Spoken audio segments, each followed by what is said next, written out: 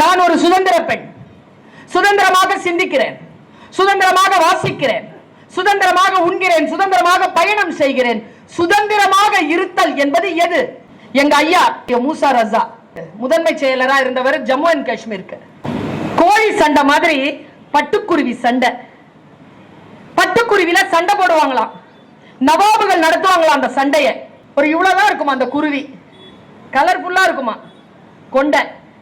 ஒரு குருவினுடைய விலை 5 லட்சம் ரூபாய். அப்பவே ரெண்டு குருவியை சண்டைக்கு விடுவாங்களாங்க, அவ்வளவு பயிற்சி பண்ணி இருக்குமா.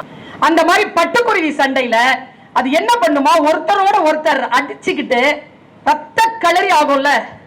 அப்ப எந்த குருவி அடிக்கிறதோ, அடி வாங்குற குருவிக்கு, அடிச்ச குருவிக்கு காசு இப்படி போடுவாங்களாம், 100 ரூபாய் காசை இப்படி போடுவாங்களாம், கட்டு வச்சுக்கிட்டு இப்படி போடுவாங்க. அவ்வளவு ரூபாய் சம்பாதிப்பாரா அந்த நவாபு. ஜெயிச்சிருச்சு ஒரு குருவினா, அந்த சின்ன குருவி இருக்குல்ல, அந்த தோத்த குருவி அப்படியே உட்கார்ந்துருமாங்க, ரத்த கலரில் அப்படியே உட்கார்ந்துருமா. அடிச்ச குருவி இருக்குல்ல, அப்படி நிமிந்து அப்படி நடக்குமா. அப்படி பார்க்கும் போதெல்லாம் காசு போடுவாங்க. அதுக்கு பயிற்சி, அப்படி ஜெயிச்சா அப்படி நடிக்கணும்ட்டு. அது நேரா அதுக்கு ஜெயிச்ச குருவிக்கு 1 லட்சம் ரூபாய் பரிசு, ஒரு தங்க கூடு, கிவி பழம், கழுத்துல ஒரு செயின், ஒரு பட்டாடை எல்லாம் கொடுத்து அதுக்கு கூண்டுல உட்கார வச்சிருவாங்களாம். தோத்த குருவி இருக்குல்ல, அதுக்கு என்னடா தண்டனை நான் அவர் எழுதுறார் இல்ல, அந்த குருவியினுடைய கொண்டை இருக்குல்ல, அந்த கொண்டையை வெட்டிடுவாங்க.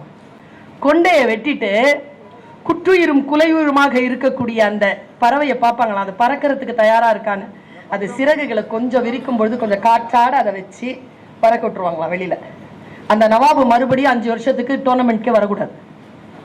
தான் தண்டனை. அவர் எழுதி முடிப்பாருங்க, நான் 1 லட்சம் ரூபாய் பரிசும் பல பரிசு பொருட்களும் பெற்றுக்கொண்டு வெற்றி கொண்டு தங்க கூண்டை பரிசாக பெற்றுக்கொண்ட அந்த பட்டுக்குருவிக்காக வருத்தப்படுகிறேன். தன் கொண்டை அறுபட்டாலும் இரத்த களரி ஆனாலும் தான் விரும்பிய சுதந்திரத்தை பெற்றுக்கொண்ட அந்த தோற்ற குருவிக்காக நான் சந்தோஷப்படுகிறேன் அவர் எழுதியிருப்பாருங்க.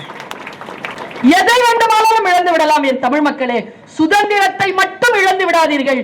அந்த சுதந்திரமான அறிவுதான், சுதந்திரமான மனப்போக்கு தான் ஒளி ஊறும் அறிவாக நம்மை வானத்திலே சிறகு விரித்து பறக்க செய்யும்.